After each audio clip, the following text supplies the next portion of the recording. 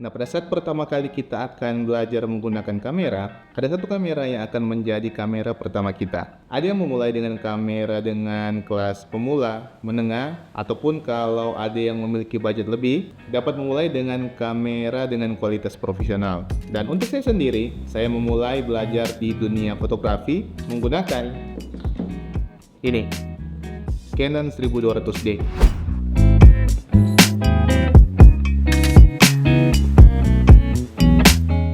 Nah, dan di video kali ini saya akan bercerita tentang pengalaman saya selama menggunakan Canon 1200D ini yang sudah saya miliki kurang lebih 8 tahun. Nah, dengan usia penggunaan yang cukup lama, kamera ini sudah memiliki beberapa kekurangan seperti layar LCD yang sudah memiliki vignette, beberapa karet yang sudah mulai lepas, kemudian kualitas baterai juga sudah tidak terlalu baik. Namun secara fungsi kamera ini masih dapat berfungsi dengan baik.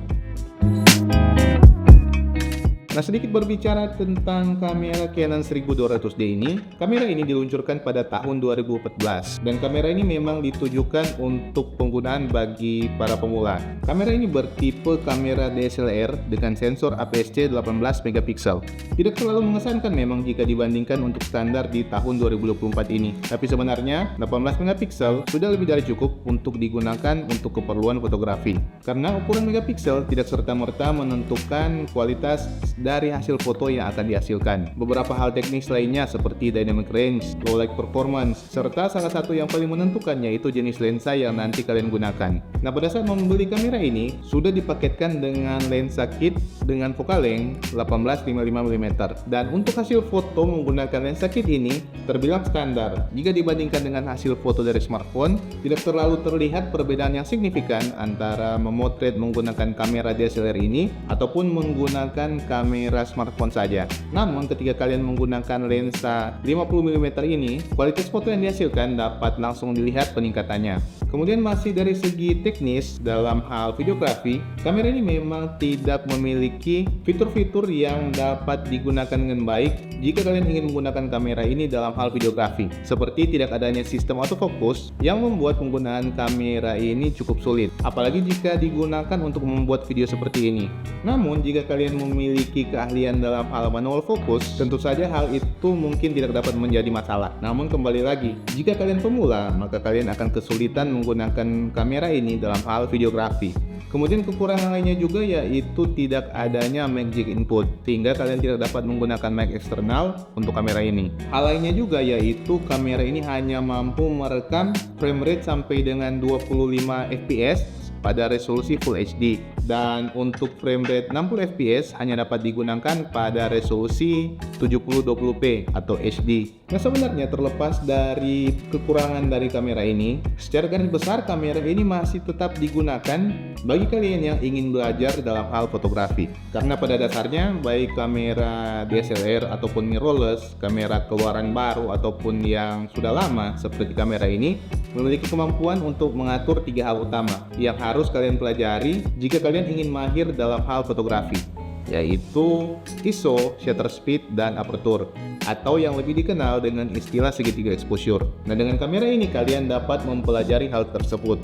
Hal ini dapat kalian pelajari dengan menggunakan mode manual dari kamera ini. Nah, hal yang menjadi kendala ketika pertama kali saya menggunakan kamera ini untuk belajar, yaitu karena kamera ini bertipe DSLR, sehingga viewfinder dari kamera ini tidak menunjukkan exposure sebenarnya dari foto yang nantinya akan dihasilkan. Saya perlu melakukan tes mengambil gambar terlebih dahulu, melihat hasilnya, kemudian melakukan penyesuaian terhadap setting dari kamera ini. Nah, hal inilah yang membuat saya pada awal menggunakan kamera ini lebih banyak menggunakan mode auto daripada menggunakan mode manual saat memotret. Tentu saja tidak ada masalah ketika kalian memotret menggunakan mode auto. Namun sangat penting, apalagi ketika masih baru memulai dalam hal fotografi, untuk dapat mempelajari menggunakan mode manual ketika memotret menggunakan kamera, entah itu DSLR ataupun mirrorless. Nah, ketika kalian dapat mempelajari segitiga exposure dengan baik, dilengkapi dengan penguasaan teknik lighting, framing, dan teknik fotografi lainnya, kalian nantinya dapat memaksimalkan kemampuan dari kamera ini. Tentu saja kualitas gambar dari kamera ini tidak dapat menyaingi hasil gambar dari kamera-kamera terbaru saat ini. Tapi ketika kalian menggunakan kamera ini dengan tepat, kalian tentu saja dapat memaksimalkan hasil gambar dari kamera ini. Bahkan saya beberapa kali pernah menggunakan kamera ini untuk pekerjaan profesional saya.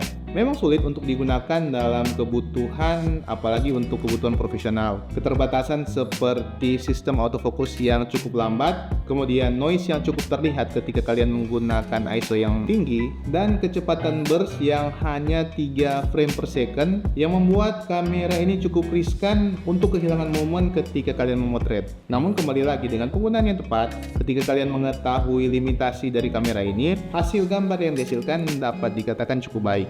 Nah, kemudian jika keterbatasan dari kamera ini sudah mulai membatasi kreativitas kalian ketika kalian memotret, maka mungkin di situ adalah titik di mana kalian harus mengupgrade kamera ini dengan kamera yang memiliki spesifikasi lebih baik. Nah, mungkin itu saja untuk cerita pengalaman saya selama menggunakan kamera Canon 1200D ini. Silahkan like, komen, dan subscribe jika kalian merasa video ini bermanfaat. Sampai jumpa di video selanjutnya. Bye.